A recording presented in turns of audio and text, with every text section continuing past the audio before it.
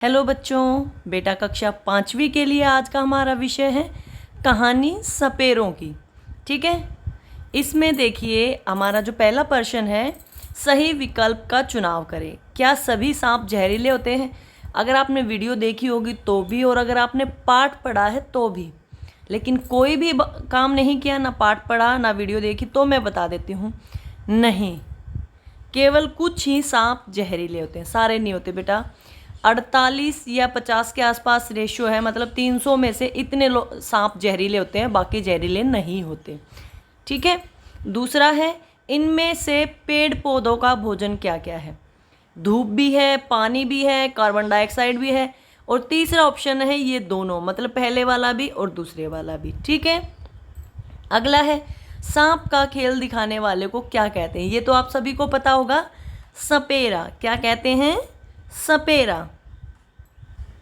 अगला प्रश्न देखिए, प्रश्न दूसरा, निम्नलिखित का मिलान कीजिए। आपको ये बताना है पशु और शिशु रूप, माने जो हमारा पशु है वो छोटा होता है तो उसको क्या बोलते हैं? सांप का क्या होगा बेटा? अंडा। जब सांप होता है उसके बच्चे अंडे से निकलते हैं, इसको मिला दीजिएगा। मुर्गी का क्या होगा? चूजा। सभी बोलते हैं ना मुर्गी का चूजा। भेड़ का मेमना, भेड़ का मेमना। गाय का बछड़ा, गाय का बछड़ा। बिल्ली का बिलोटना। ठीक है, बिल्ली का बिलोटना।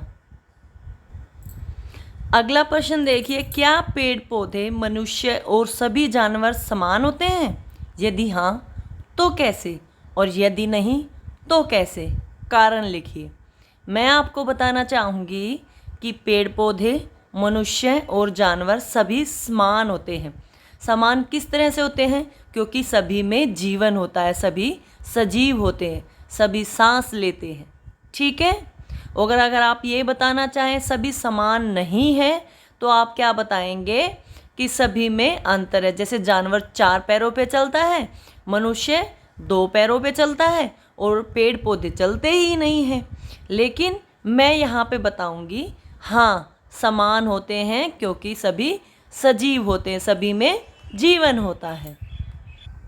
ठीक है बेटा, अगर आप ये लिखना चाहें नहीं होता तो मैंने आपको समझा दिया, आप वो भी लिख सकते हैं, लेकिन आपको पता दोनों बातों का होना चाहिए। ठीक है, अगला प्रश्न है, क्या आपने कभी सांप को देखा है? यदि हाँ तो कहाँ देखा है? इसका प्रश्न का उत्तर आप स्वयं करेंगे, क्योंकि आपने क्या पता गांव में देखा है, घर में देखा है, गली में देखा है, तो मुझे थोड़ी पता है। तो आप लिख दीजिएगा, मैंने सांप देखा है और यहाँ देखा है। ठीक है, आपको सांप देखकर कैसा महसूस हुआ? कई बच्चे सांप को देखकर डर जाते हैं, कईयों को डर नहीं लगता, लेकिन मुझे तो बहुत लगता है, तो मैं लिखूँगी मुझे सांप को देखकर डर लगा। यदि नहीं तो सोचिए कि अचानक आपके सामने सांप आ जाए तो आपको कैसा महसूस होगा।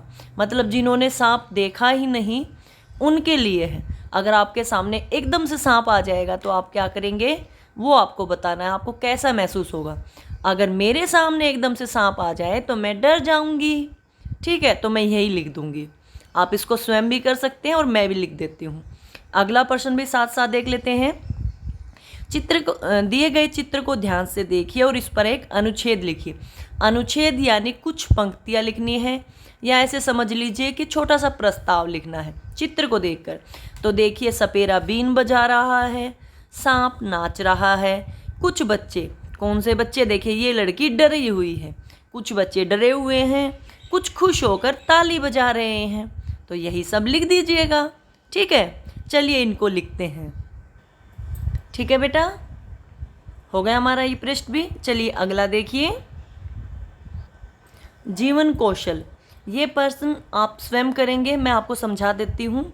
आप 5वीं कक्षा में हैं, आपको स्वयं से लिखना और समझना आना चाहिए, समझकर आप इनको खुद करेंगे। ठीक है, अपने घर के किसी पुराने व बेकार सामान का उपयोग करते हुए एक पौधा लगाइए। उसके लिए आप किसी भी चीज़ का इस्तेमाल कर सकते हैं, खाली बैग का, जूते का, टायर का, बोतल का, कप का, गिलास का, जो भी टूट फूट गया हो, उसके अंदर मिट्टी डाल दीजिए और उसके अंदर किसी चीज़ के बीज डाल दीजिए।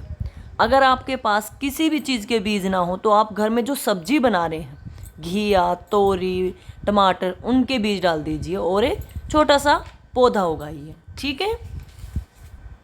दूसरा है प्लास्टिक की बेकार बोतल या डिब्बे से पौधों को पानी डालने का फव्वारा बनाइए। आपको क्या करना है कि बोतल के ढक्कन में बहुत सारे छेद करने हैं। वो आप किसी भी नुकीली चीज़ से कर सकते हैं। सबसे अच्छी रहेगी सुई। सुई की मदद से उसमें छोटे छोटे छेद कर लीजिए। हो सके तो मम्मी पापा के सामने कीजिए ताकि आपको चोट ना लगे, सुई चुभे ना।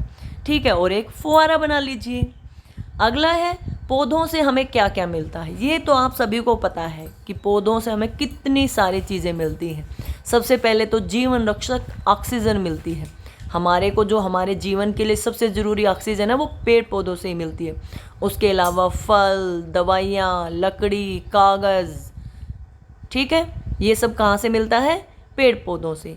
तो आप इसी को लिख लीजिएगा। ठीक है।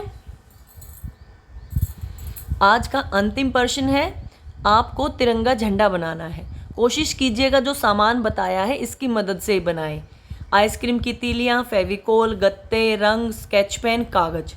15 अगस्त 1947 को हमारा देश भारत आज़ाद हुआ था और इस साल 15 अगस्त को 75वां स्वतंत्रता दिवस मनाया जाएगा। कौन सा?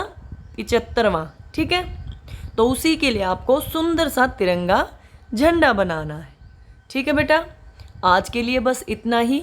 आप सभी से एक छोटी सी रिक्वेस्ट है बेटा, अगर आपको मेरी वीडियो समझ आती है तो मेरे चैनल को सब्सक्राइब कीजिएगा। वीडियो देखने के लिए बहुत बहुत धन्यवाद।